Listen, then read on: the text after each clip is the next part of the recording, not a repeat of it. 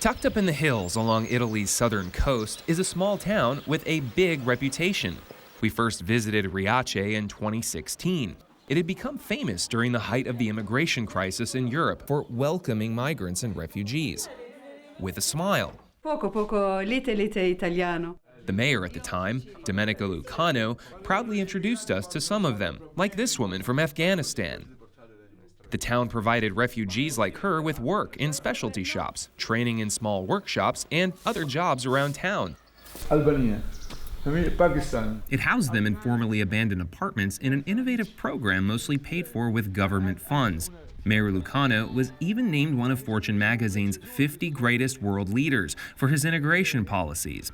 The many refugees and migrants we met, like Daniel Yaboa, who's originally from Ghana and had a job collecting trash and recyclables, said they were grateful to the people of Riace. They are friendly on those things, and they are used to foreigners. They are used to welcome everybody here. So I'm very happy, and I'm here now. But returning 3 years later, we found a very different scene in Riace. I see. Infatti, I think this is one of the workshops where they were working in wool. It's closed. The once busy so-called global village, which was the heart of the immigrant area, is now more like a ghost town. The specialty shops and workshops that had employed and trained migrants are all closed. Most of the migrants are gone too. As you can see, it's not like before. So Daniel Yaboa is one of the few still left. it's not a good thing, you know. I'm just feeling bad for my colleagues, my friends, you know. For me, you know, I've been here for past 10 years, so for me, it's not a problem for me, but I'm just I'm feeling pity for my colleagues. What happened? A political sea change. A once fringe party called the League, which has a blunt Italians first anti-immigration message, won in local elections this past spring. Claudio Falchi, the League's leader here at the time, credits the victory to a major backlash against the migrant program in once left-leaning Riace.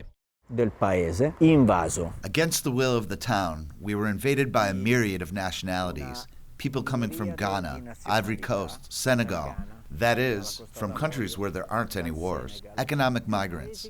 Citizens here felt abandoned.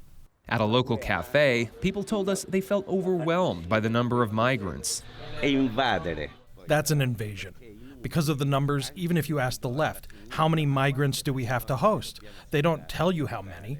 Are we supposed to get all of Africa? Riace also elected a new mayor, League-backed Antonio Trifoli. He replaced Lucano, who's being investigated for mismanagement of the refugee program funds, charges Lucano's supporters say are politically motivated. With Lucano gone, the refugee program collapsed and the migrants moved away, according to the new mayor.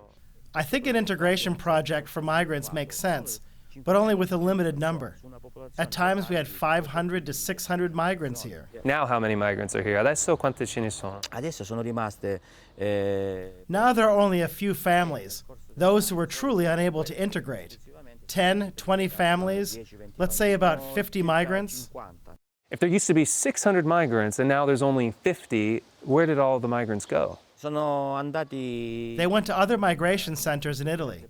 Some went to France. A lot of them left on their own. Or they had to leave because of the investigation. And the Interior Ministry closed the nonprofit that was running their project. As soon as the public money stopped coming in, these workshops closed.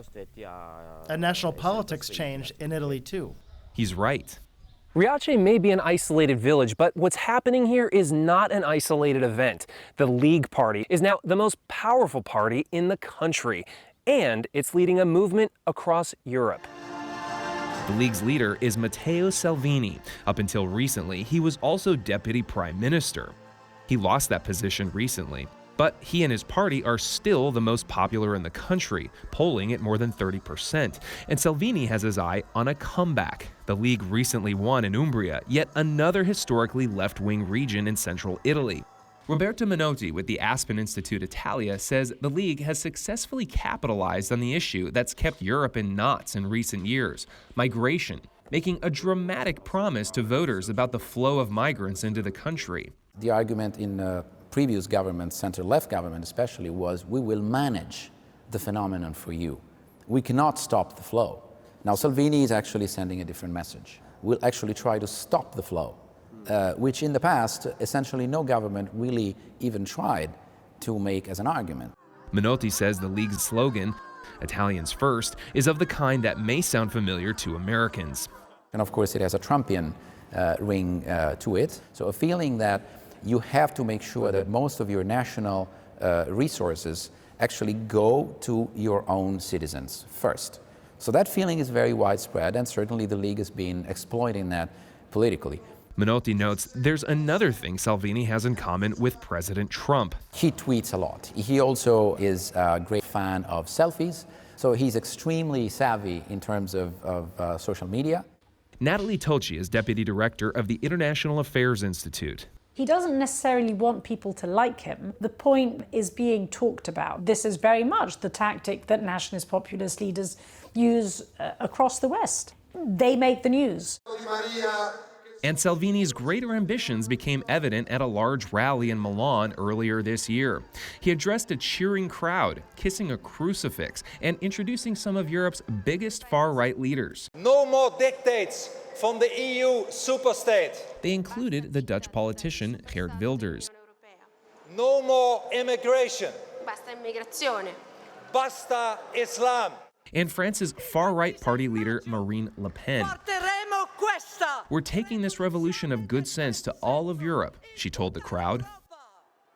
The key message was the League is not only very successful at a national level, it is also a European force with the ability to actually use this general movement to the right across the continent as a new political tool. But there are limits to how influential one nationalist party can be, according to Tocci.